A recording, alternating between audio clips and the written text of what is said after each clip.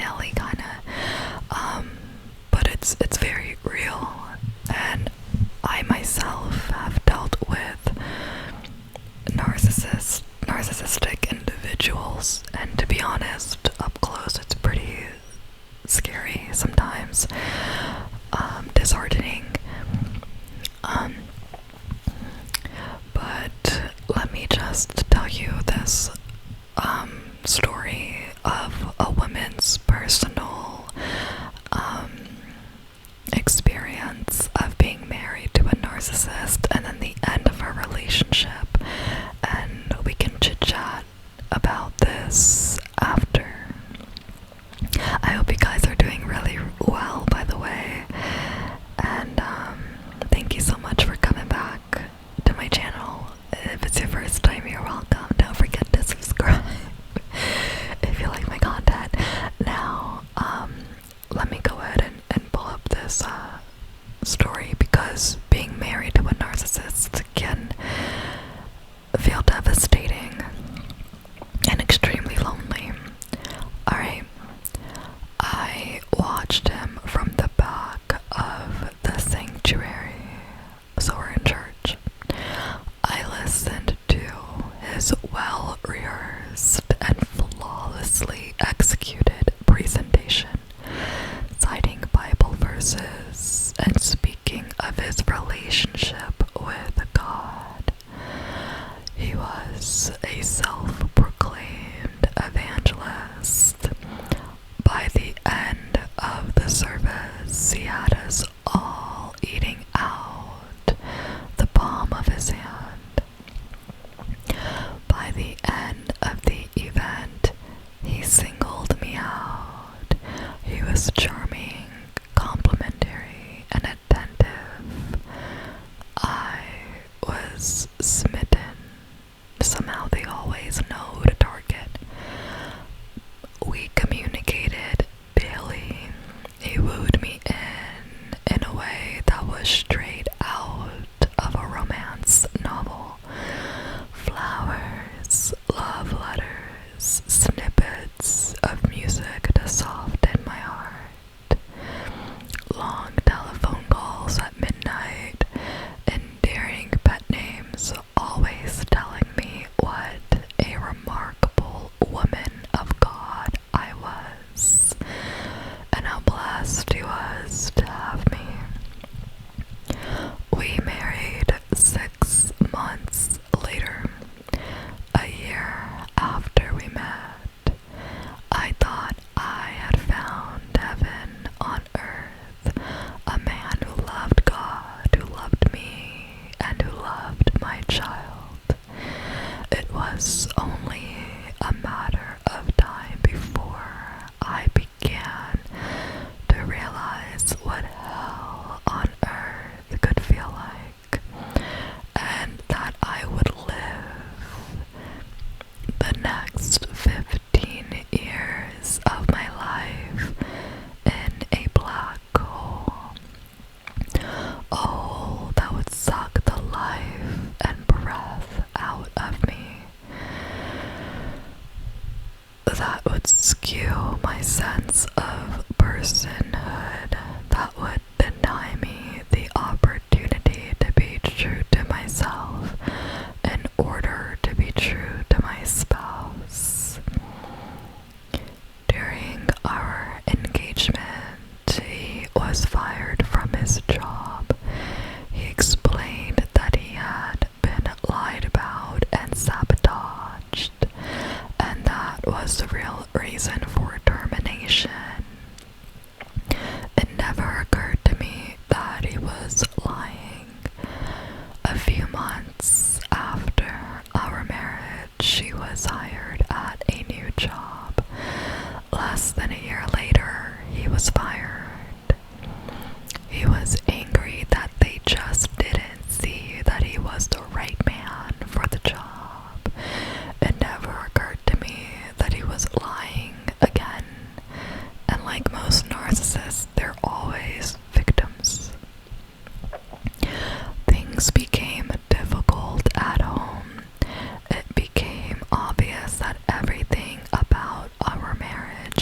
was about him.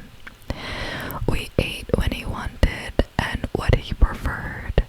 We did, for the most part, what he wanted to do, socialized with those whom he wanted to be, and did what was most pleasing to him in all areas of our life. He expected to be praised for every small achievement and was in constant need of being stroked and admired. I often felt he wanted cheerleaders, not a spouse or friends.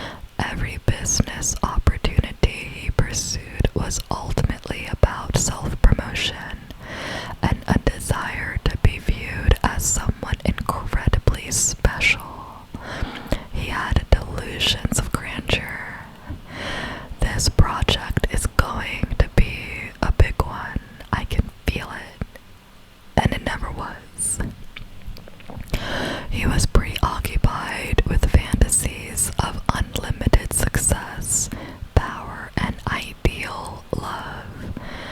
I began to see how selfishly he took advantage of others to his own ends. Family, friends, acquaintances, even strangers were targeted as aids in his acquiring of money, fame, and success, most times under the guise of doing something for God. Once they had served their usefulness, they were left behind. I would often challenge him about this, and it made me horrifically uncomfortable and uneasy. His response was that I had no business acumen and to leave these matters to him. I had learned early on in the relationship as a good and godly wife to submit to him.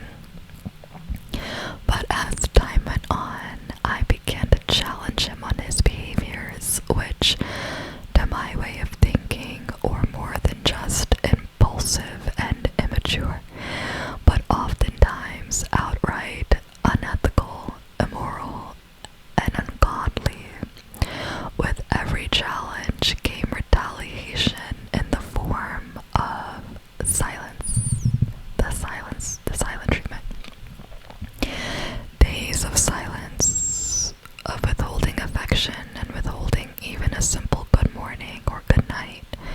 I learned quickly that if peace was going to reign in our marriage, it would be I who would have to apologize and make it right. In the entirety of our marriage, I can count on one hand the amount of times he ever said, "I'm sorry," or "I was wrong. Please forgive me." After several failed attempts at being self-employed at various projects that interested him, he took a job with a highly reputable, nationally known company. A few years later, he came home and announced that he had quit his job to pursue another project which had the potential to make us rich and famous. It never occurred to me that he lied about quitting, as I would find out only 2 days before our divorce. He was fired with serious allegations of illegal activity, which could have been prosecuted and included mandatory jail time. The company, for its own namesake and for the sake of me and my child, chose to terminate with no severance pay, loss of medical and dental, and a promise that they would clean up his mess and not prosecute. Wow.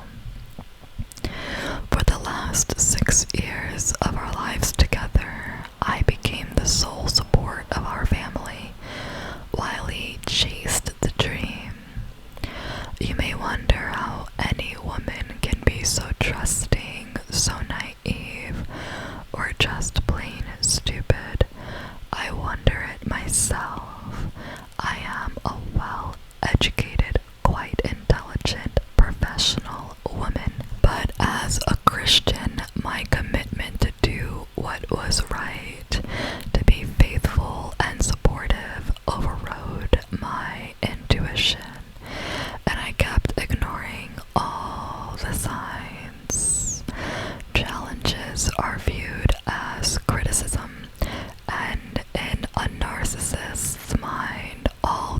narcissism is viewed as being against the narcissist.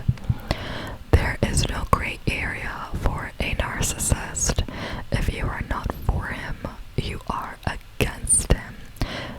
If you are against him, you will make your life miserable.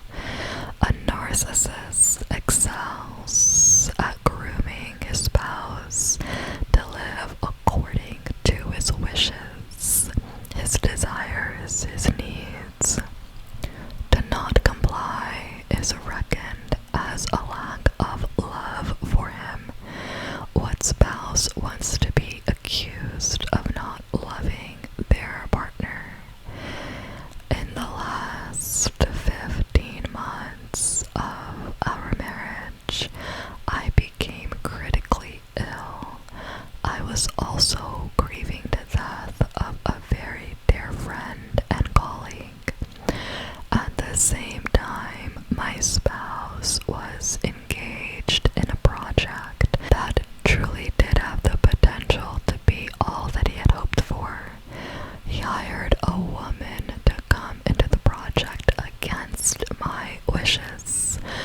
Every red flag in me went right up, but he assured me that it was purely professional, and that's all it was.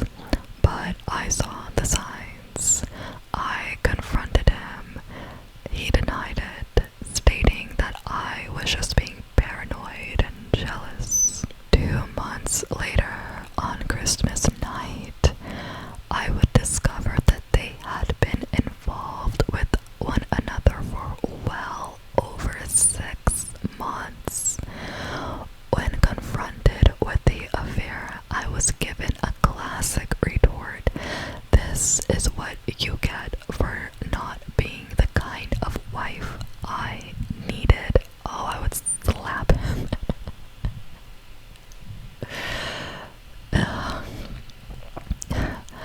Please note, there was no "I'm sorry" or "I didn't mean for it to happen." No, it was my fault that he had cheated. Oh my goodness. Just gets right under your skin. A narcissist lacks empathy. He's never sorry for what he's done to harm others, and most times cannot even see the harm, damage, and pain he has left in his wake. His awareness of pain is only the pain that he incurred, and his belief is that his pain is at the hands of someone else, never as a result of his own faulty decisions and ungodly choices. To this day, if given an opportunity, my ex-spouse will tell people that it was I who ruined his reputation and destroyed his business opportunities, and it was I who held him back all these years from being a successful businessman. My ex's parents have always been there to bail him out of any difficulty he had. They're called flying monkeys, going so far as to pay for his divorce attorney so that he could be happy again. Oh my goodness. He left us on New Year's Day. He never looked back, he never apologized, and he never said goodbye. Wow, it was as if we never existed. He simply took a huge eraser to me and put her in my place without skipping a beat. I would find out after we were married that he did the exact same thing to his first wife with me.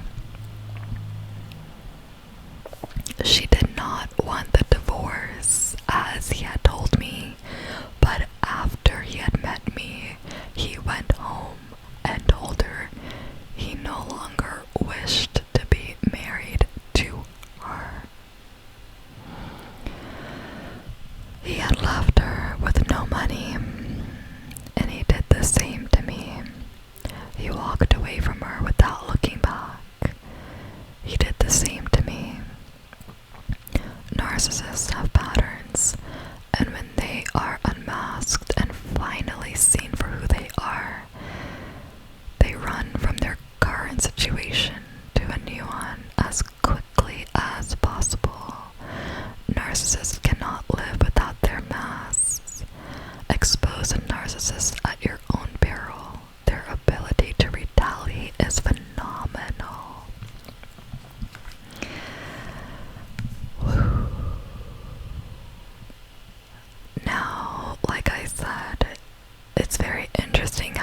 narcissist chooses the right person, and I say the right person because actually I have a lot of respect for her because she didn't remain passive.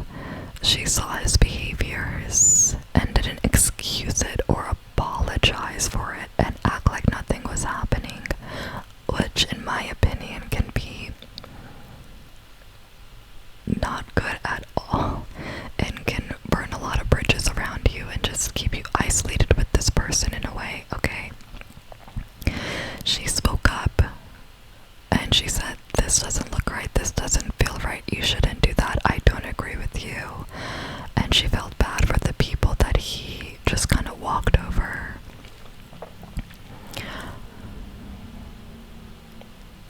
Which people have their different ways of surviving a marriage or a partnership with a narcissist. However, they tend to go after people who are feeling a bit lower about themselves, who are a bit more vulnerable, and that's their target, right? Because they need someone to feed off of energy-wise and to give them that validation or to go along with whatever they're living out in their own world. This is devastating for the first wife. You know, someone just comes home and says, I don't want to be married to you anymore out of the blue. Even if you're not doing well in your marriage, marriage has its ups and downs. Well, I've never been married, but relationships have their ups and downs, right? And it's very sudden, like the rug pulled out from under you. Someone just telling you, I don't want you anymore. That can ruin someone's life for years. But you know what? It's a blessing in disguise, because although the separation may hurt in the moment, she has a new chance at discovering her strength, her worth, and actually being in a relationship with herself or with someone else where she can experience true love and true partnership. But this is a huge topic, narcissism. It affects so many people, and it can really ruin the lives of people that are in direct contact with them, and their ability to love or be vulnerable to loving and trusting. You know, it's a